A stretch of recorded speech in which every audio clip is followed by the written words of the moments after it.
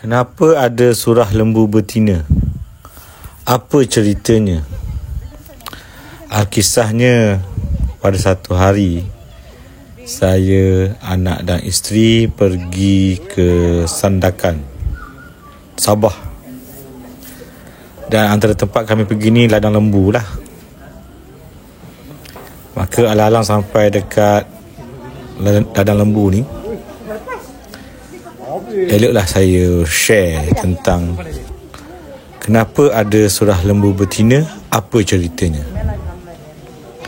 Alkisahnya, pada zaman dahulu ada orang miskin yang soleh dan hartanya hanya seekor anak lembu. Itu pun tak mampu nak jaga sebab miskin.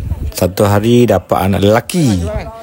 Maka si ayah ni lepaskanlah anak lembu di hutan agar boleh hidup berdikari, sebab nak fokus pada anak.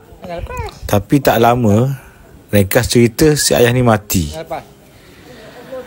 Dan bila anak ni dewasa, anak dengan ibu ni, mereka hidup dalam keadaan miskin. Pendapatan mereka jual kayu api. Maka maknya bagi tahu, dalam hutan ada lembu ayah kamu. Pergilah panggil lembu itu dengan sebut nama Nabi Ibrahim. Rupa-rupanya anak lembu ni bila dewasa menjadi sangat cantik sebab berwarna emas dan sangat ganas, hingga tiada orang dapat menangkapnya, apatah lagi nak jinakkan. Maka anak yang miskin tadi pergi ke hutan dan diseru lembu tadi dengan sebut nama Nabi Ibrahim alaihissalam. Maka muncullah lembu betina ini yang tiba-tiba menjadi jinak dengan si anak tadi. Si anak dan si ibu kemudian bercadang nak jual lembu dengan harga 3 dinar, sebab itulah harga lembu zaman itu. Tapi malaikat telah datang dan beritahu kena jual dengan harga emas seberat badan lembu. Maka peninglah juga si anak dan si ibu nak jual lembu dengan harga seberat emas nisbah lembu. Mereka pergi ke pasar, memang tak adalah orang nak beli dengan harga tak masuk akal, harga Yahudi. Ni memang kisah Bani Israel kan. Di kampung lain, di malam hari, ada si pembunuh yang kononnya bijak dengan bunuh orang kaya, tapi mayatnya diletakkan di dekat kampung Yahudi. Maka pagi esok kecohlah kampung pembunuh tadi, sebab ada mayat orang kampung di kampung Yahudi. Dan mereka tuduh orang Yahudi telah bunuh orang kaya tu. Maka kecoh-kecoh tu sampai tahap nak berperang. Nak berperang antara Yahudi dengan orang kaya tadi, kampung orang kaya yang mati tu. Tapi bijak pandai di sana cakap, orang yang bijak pandai bagi tahu, sabar.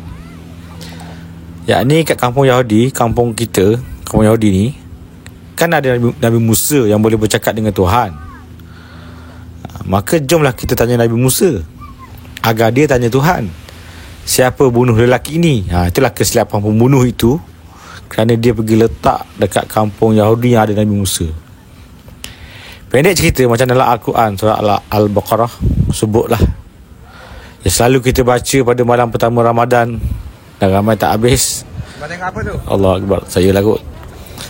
Yang mana dalam Al-Baqarah Allah suruh sembelih seekor lembu betina dan guna anggota lembu itu untuk kejutkan mayat itu, hidupkan kembali. Maka pendek cerita lagi, oleh sebab banyak tanya kan? Orang Yahudi ni banyak tanya lembu yang macam mana, pernah membajak ke tak, apa warna dia kan? Hingga Nabi Musa terpaksa ulang-alik jumpa Allah, dapat wahyu apa semua. Maka akhirnya lembu yang layak untuk selesaikan perang antara kaum ini adalah lembu betina keemasan milik pemuda miskin tadi, yang hanya setuju dijual dengan nilai emas seberat lembu betina. Maka begitulah kan. And then the rest is history. Ketuk anggota badan mayat tu dengan salah satu part of lembu. Maka mayat tu bangun dan bagi tahu pembunuhnya bukanlah orang Yahudi, tapi anak saudaranya yang bakal mewariskan hartanya jika dia tak ada anak, maka bimbang semayang ni berkahwin dan ada anak, kena bunuh siap-siap. Dan hapus bukti dengan melagakan 2 kaum. Tapi silap pilih kampung lah. Dia pergi letak mayat kat kampung yang ada Nabi boleh bercakap dengan Tuhan. Jadi panjang story lah kan. Panjang story saya TikTok kan. Ringkasnya apa kita boleh belajar dari surah Al-Baqarah kan. Pertama, kita boleh tutup aib, tapi bila Allah nak buka, maka tiada siapa boleh halang. Maka bertaubatlah. Memang ada hadis jugalah, kalau kita buat baik dalam batu pun orang tahu, kita buat jahat dalam batu pun orang tahu kan. Maka kita ikhlas je bila buat amal dan khauflah dengan dosa-dosa. Itu yang pertama. Kedua, kita sangka kita miskin, tapi bila Allah nak bagi rezeki, ia akan datang dengan cara yang tak disangka-sangka kan. Banyaklah berlaku, even dalam hidup saya pun, waktu nak pergi Mekah, banyak peristiwa-peristiwa ajaib tentang harta ni boleh datang. Allahu Akbar. Ketiga, bila tunaikan perintah Allah, jangan banyak persoalkan, jangan banyak tanya, jangan banyak nak cari logik lah apalah kan. Sami'na wa ata'na, kami dengar dan taat, InsyaAllah akan menyenangkan hidup. Perintah Allah kita buat kan. Asalkan perintah Allah kita buat kan. Macam Nabi Ibrahim AS, bila dia tinggalkan isteri dia kat padang pasir, isteri dia tanya, ini perintah Allah ke kan. Bila tahu itu perintah Allah, maka tak ada masalah, tinggallah kan. Sebab Allah yang sama jaga Nabi Ibrahim dalam api kan, maka Allah yang sama juga akan jaga Siti Hajar dekat padang pasir. Dan the rest is history juga kan. Kisah Mekah sampai sekarang orang masih buat amalan kan, korban, tawaf, sa'i kan, amalan wanita kan, sa'i. Satu dunia kena buat, wajib rukun Islam. Okey, yang keempat, pengajaran. Dalam surah Al-Baqarah juga cerita bab hutang kena tulis dan ada saksi.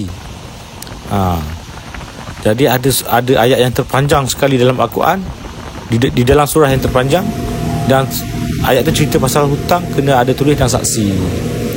Jadi kita boleh belajarlah betapa banyak saya jumpa orang yang merana kawan tak bayar hutang sebab ikut perangai Yahudi. Allah dah suruh tulis hutang, dia cakap tak apalah, saya percaya kat kawan saya. Lepas tu bila kawan tak bayar, hari-hari lembunya kawan tu. Aduhai. Jadi banyak lagi lah moral dari surah Al-Baqarah. Ada bab sihir, bab Nabi Adam. Sila baca dan fahamkan. Yang penting, bab hutang jangan ikut perangai Yahudi yang banyak merungut, tapi kita ikutlah keadaan Islam. Bagi hutang jika mampu halal, dan kena tulis hitam putih serta datangkan saksi, insya-Allah. Jadi sekianlah perkongsian tentang surah Lembu. Yang kenapa banyak pengajaran dia, saya just share dalam 5 tadi. Ada banyak lagi.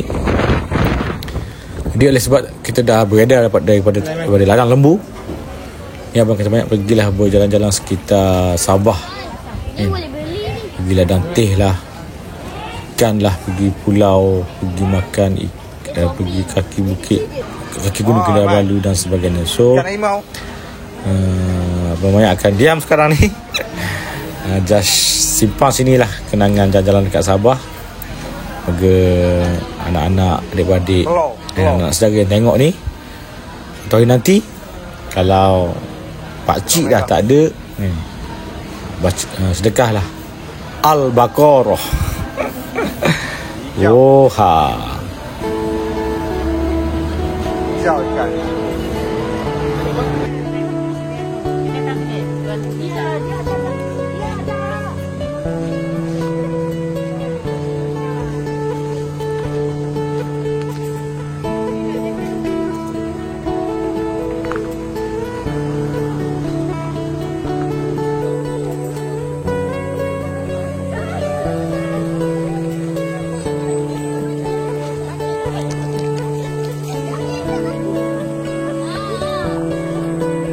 Ada bot?